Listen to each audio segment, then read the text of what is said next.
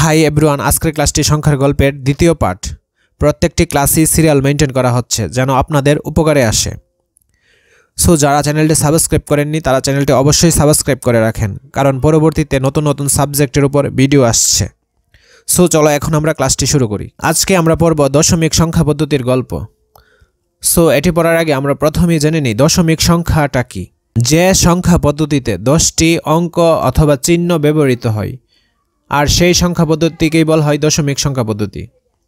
যেমন 0 থেকে 9 পর্যন্ত এই 10টি চিহ্ন বা অঙ্ককে কি বলা হয়? দশমিক সংখ্যা পদ্ধতি। এটি আবিষ্কার করেন ভারতীয় উপমহাদেশের গণিতবিদ আর্যভট্ট। এখন আমরা আর্যভট্ট কিভাবে দশমিক সংখ্যা পদ্ধতি তৈরি করেছেন সেই গল্পটি জানব।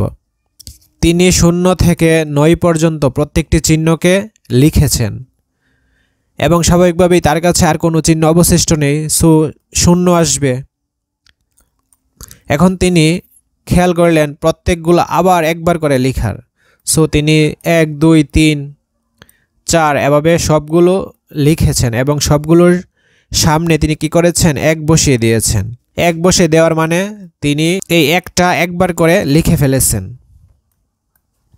তারপর তিনি কি করেছেন? এখানে আসবে 19 এবং স্বাভাবিকভাবে 1 শেষ, সো এখানে আবার 0 আসবে। এখানে আবার কি আসবে? 0 আসবে এবং তাহলে 1 তো শেষ, এখন কি আসবে? 2, সো 20। এখন এখানে আবার হবে 21, 22, 23 এভাবে তিনি সব লিখেছেন। এভাবে 3 দিয়ে লিখেছেন, 4 দিয়ে লিখেছেন, 5 7 8 এবং সর্বশেষ এখানে ধরেন সংখ্যাটি হচ্ছে 89। তো স্বাভাবিকভাবে এখানে 0 আসে। আর কোন সংখ্যাটি বাকি আছে বাম পাশে লেখার জন্য? 9। এখানে 9 সংখ্যাটি লিখলেন। একইভাবে 91 92 এভাবে সর্বশেষ সংখ্যাটি হয় 99। 99 লেখার পর স্বাভাবিকভাবেই সংখ্যা আর নেই, সো 0। এখন তিনি তো 1 2 3 4 5 6 7 8 9 সবগুলো একবার করে ব্যবহার করেছেন, সো এটি বোঝাতে আরেকবার তিনি কি করেছেন? 0 ব্যবহার করেছেন। তারপর আবার প্রথম থেকে 1 হবে, একইভাবে আবার কি হবে? 2 হবে। এভাবে তিনি দশমিক সংখ্যা পদ্ধতির আবিষ্কার করেছেন। আমাদের সংখ্যা পদ্ধতিতে 10টা চিহ্ন বা প্রতীক রয়েছে, যার বাংলায় একটি নাম দিলাম অঙ্ক আর ইংরেজিতে একটি নাম দিলাম ডিজিট। আমরা এই যে 1 থেকে 9 পর্যন্ত সংখ্যা দেখেছি, ওরা নিজেরাই একটা কিছু প্রকাশ করে, অর্থাৎ ওদের কিন্তু দাম আছে। তবে এককভাবে 0 এর কোনো দাম বা মূল্য নেই। 0কে অন্য কোনো সংখ্যার সঙ্গে থাকতে হয়, এজন্য 0কে বলা হয় সহকারী বা ইংরেজিতে অবজালারি, এর অর্থ হচ্ছে সাহায্যকারী। আর 1 থেকে 9 পর্যন্ত সংখ্যাগুলোকে বলা হয় সার্থক অঙ্ক বা ইংরেজিতে সিগনিফিক্যান্ট নাম্বার। সো তোমরা এগুলো পড়ে নিও, ঠিক আছে? এখানে উল্লেখযোগ্য তিনি স্থানীয় মানের ধারণা দিয়েছেন, অর্থাৎ ডান পাশের সংখ্যাটি হচ্ছে একক, এরপরেরটি হচ্ছে দশক, এরপরেরটি হচ্ছে শতক। তোমরা ক্লাস 5-এ ইতিমধ্যে শিখে এসেছ। সো এটা পড়ার সময় আমাদের কিভাবে পড়তে হবে? এটিকে বলা হয় 1 শতক, এটি হচ্ছে 2 দশক, এটি হচ্ছে 3 একক। সো এখন আমরা 1টা শতক, 2টা দশক, 3টা একক যদি যোগ করি তাহলে হয় 123। ওকে, এখন আমরা দেখব কাগজবাজের লুকানো স্থানীয় মান। প্রথমে একটি কাগজের টুকরা নেওয়া হলো এবং টুকরাটিকে এমনভাবে ভাঁজ করব যেন শূন্যটিকে লুকিয়ে ফেলা যায়, অনেকটা এরকম। এবং এই বাসটির পিছনে আরেকটি বাস থাকবে এবং ওইটার মধ্যে লেখা থাকবে 8, অর্থাৎ অনেকটা এরকম। যখন এই বাসটি করা হবে, শূন্যটি কি হবে? লুকিয়ে ফেলা যাবে এবং 8 কি হবে? 8 প্রকাশিত হবে, অনেকটা এরকম। সো আশা করি তোমরা বুঝতে পেরেছ। সো আরও বড় সংখ্যাও তৈরি করা যায়, তোমরা বাড়িতে প্র্যাকটিস করবা। এখন আমরা দেখব সংখ্যা প্রকাশের দেশীয় রীতি এবং আন্তর্জাতিক রীতি। সো প্রথমে আমরা দেশীয় রীতিটি দেখি। দেশীয় রীতির ক্ষেত্রে ডান পাশ থেকে শুরু হবে একক, দশক, শতক এবং হাজারের গড় হচ্ছে 2টা, একটি হচ্ছে হাজার আর একটি হচ্ছে অযুত, হাজারের বন্ধু, ঠিক আছে? আর একটি গড় হচ্ছে লক্ষ। লক্ষের গড় হচ্ছে দুইটি, একটি হচ্ছে লক্ষ আর একটি কি নিযুত। নিযুত হচ্ছে লক্ষের বন্ধু। এবং সর্বশেষ হচ্ছে গড়টি হচ্ছে কোটির গড়। একটি সংখ্যা দেওয়া আছে, এখন এই সংখ্যাটিকে আমরা কিভাবে পড়ব? একক, দশক, শতক, হাজার, অযুত, লক্ষ, নিযুত, কোটি। যেহেতু 1 কোটির গড়ে, সো প্রথমে পড়ব 1 কোটি। তারপর নিযুতের গড়েও সংখ্যা আছে, লক্ষের গড়ও আছে, সো 1 কোটি 30 লক্ষ। হাজারের গড়েও সংখ্যা আছে এবং অযুতের গড়েও সংখ্যা আছে, সো কিভাবে পড়ব? 1 কোটি 30 লক্ষ 82 হাজার 524। ওকে, এখন তোমাদের বেসিক ক্লিয়ার করার জন্য আমি একটি সংখ্যা লিখছি। এখন আমরা এটিকে কিভাবে পড়তে পারি? একক, দশক, শতক, হাজার। হাজারের কিন্তু বন্ধু নেই, অযুত মিসিং, সো আমরা কি করব? এভাবে পড়ব 4321। এখন আমি যদি হাজারের বন্ধু অযুত দিতাম তাহলে কি হতো?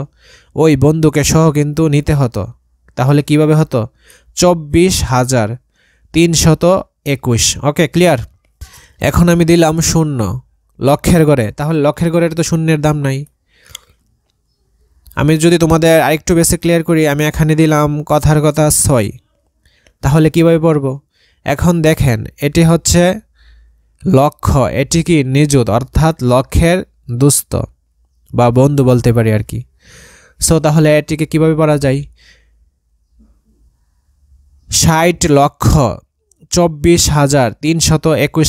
তোমাদের আরেকটু বেসিক ডেভেলপ করি। এখন ধরো কোটির পরেও আরও দুইটি সংখ্যা আছে, যেমন 2, 3। এই ক্ষেত্রে তাদের কি পড়ব? এখানে তো বলা আছে কোটি।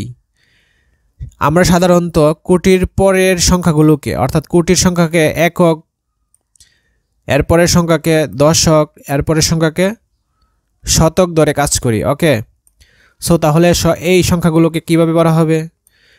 একক, দশক, শতক। কোটির ঘরে কয়টি সংখ্যা? 3টি সংখ্যা, একক, দশক, শতক। সো 321 কোটি 30 লক্ষ 82,524। সো আশা করি তোমাদের ক্লিয়ার। এখন তোমাদের একটি বাড়ির কাজ রইল, এই সংখ্যাটি তোমরা কিভাবে দেশীয় রীতিতে বলবা তা কমেন্টে আমাকে জানিয়ে দিবা। এখন আমরা দেখব আন্তর্জাতিক রীতি। আন্তর্জাতিক রীতিতে দেশীয় রীতির মতোই প্রথম একক, দশক, শতক হবে।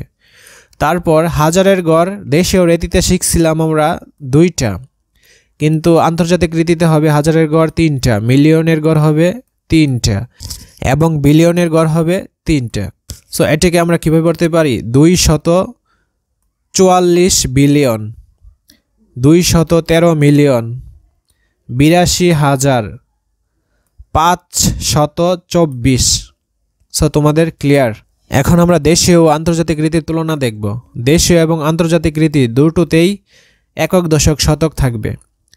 তারপর দেশীয় রীতিতে হাজারের গড় হবে 2টা, কিন্তু আন্তর্জাতিক রীতিতে হাজারের গড় হবে 3টা। দেশীয় রীতিতে লক্ষের গড় হবে 2টা, কিন্তু আন্তর্জাতিক রীতিতে মিলিয়নের গড় হবে 3টা। দেশীয় রীতিতে কোটির গড় সাধারণত একটি প্রকাশ করা হয়েছে। আন্তর্জাতিক রীতিতে বিলিয়নের গড় হবে 3টা, অর্থাৎ দশম, একাদশ এবং দ্বাদশ। সো এখন তারা কি বলছে? উপরের সংখ্যাটিকে দেশীয় ও আন্তর্জাতিক উভয় রীতিতে প্রকাশ করো। সো প্রথমে আমরা এই সংখ্যাটিকে দেশীয় রীতিতে প্রকাশ করি। আমরা প্রথমে পড়ে নিই একক, দশক, শতক, হাজার, অযুত, লক্ষ, নিযুত, কোটি। আমি তোমাদের বলেছিলাম দেশীয় রীতির ক্ষেত্রে কোটির পরে যদি অনেকগুলো সংখ্যা থাকে তাহলে প্রথম কোটিটিকে ধরতে হবে একক, তারপরেরটিকে দশক, শতক, হাজার এবং অযুত। তাহলে কত হয়?